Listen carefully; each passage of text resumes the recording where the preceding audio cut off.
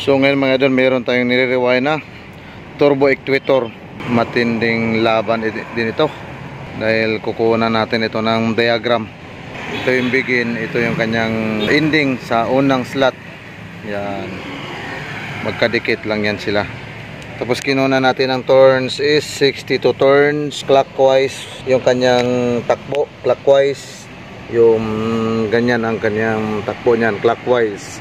Magko-connection sa commutator is mula sa paglabas ng winding dito sa may slot niya, ito sa may core, magbilang ng 4 pabalik, ganyan. Tapos ito, halimbawa 5 lang ang commutator dito, ito 5 lang. So yung begin sunod-sunod na, ganyan, sunod-sunod na. Yung begin at saka ending magkatagpo pa rin sila, ganyan ang mangyari. Ito yung kanyang begin, yan. Ito yung sa unang slot na ending, magbibigin na naman siya pabalik dito, yan, dito, yan, ganyan. Ito naman siya magbibigin, ganyan, tuloy-tuloy, ikot naman siya ganyan hanggang sa makompleto. Yan. So yung number dito ay sa electrical hardware na to mabibili. So doon ang sukat, doon natin malalaman to. Ito yung kanyang begin, pinaka-begin niya. So naglagay ako ng markings dito. So ito yung kanyang begin, ito yung kanyang bali first ending. So ganyan lang ang kanyang diagram. Actual ito diagram. So ganyan siya. So hinihinit ko pa yung soldering iron natin. Yan. Naka-plug in na yan sa ating socket. Hinangin ko muna ito. Itong first ending niya. Ito yung kanyang first ending. Ito yung first beginning.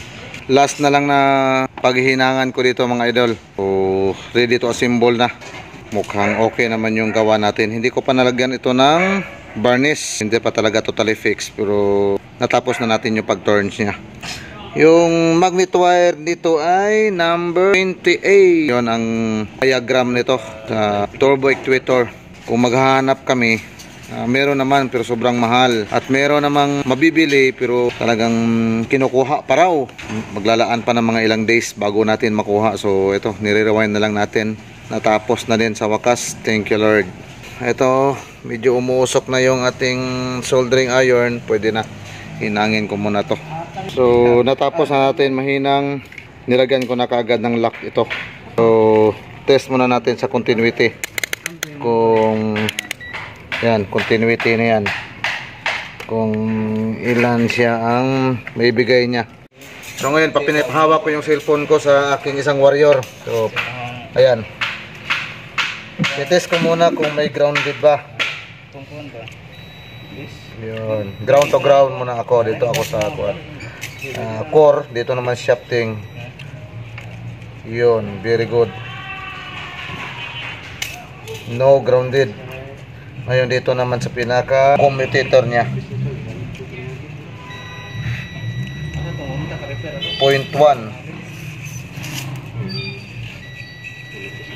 Yun, 0.1 siya. Pinapaikot natin yung 0.1 talaga siya. Yan. Pag i-direct natin yung ating rod, ayun.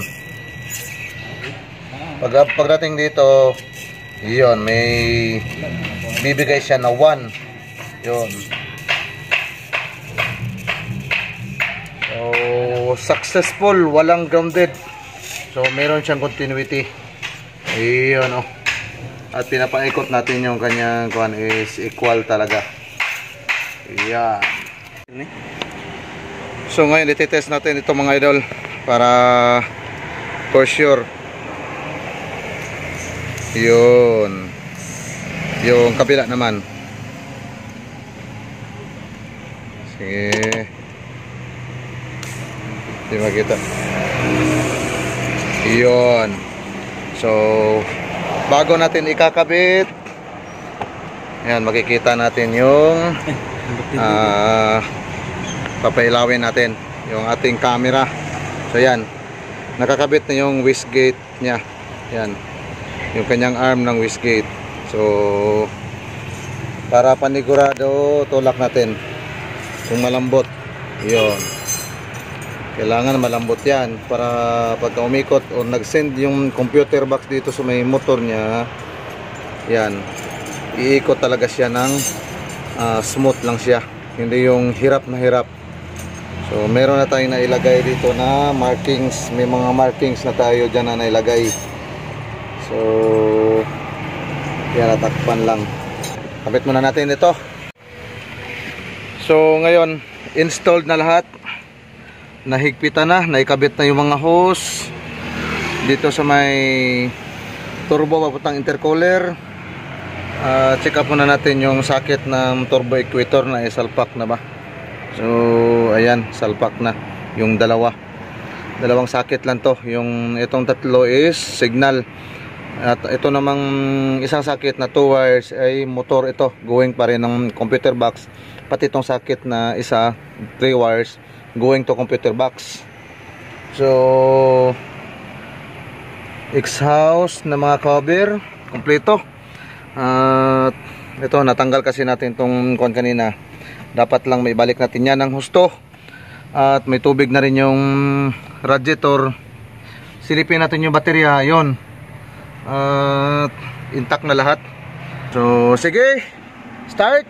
Titingnan natin yung turbo actuator kung okay na ba siya.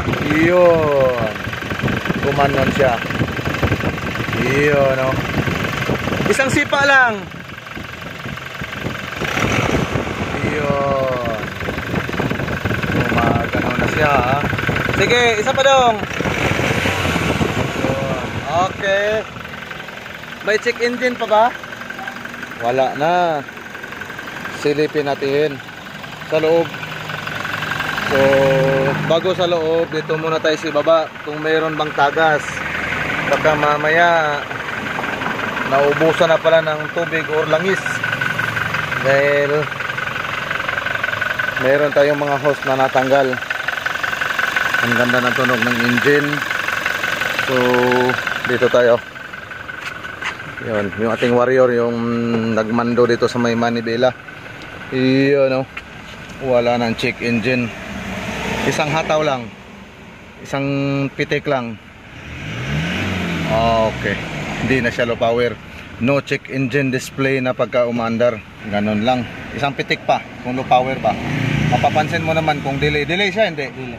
Yeah, okay. Silipin ko sa mismong turbo equator. So yan na. Sige, pakirip ulit dong. Last na lang to. Isang hataw lang.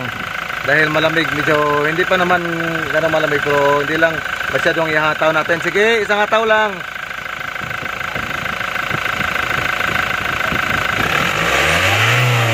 Okay. Konting pitik lang. Sige. Oh, yun. Naglalaro na siya. Sige. Sige.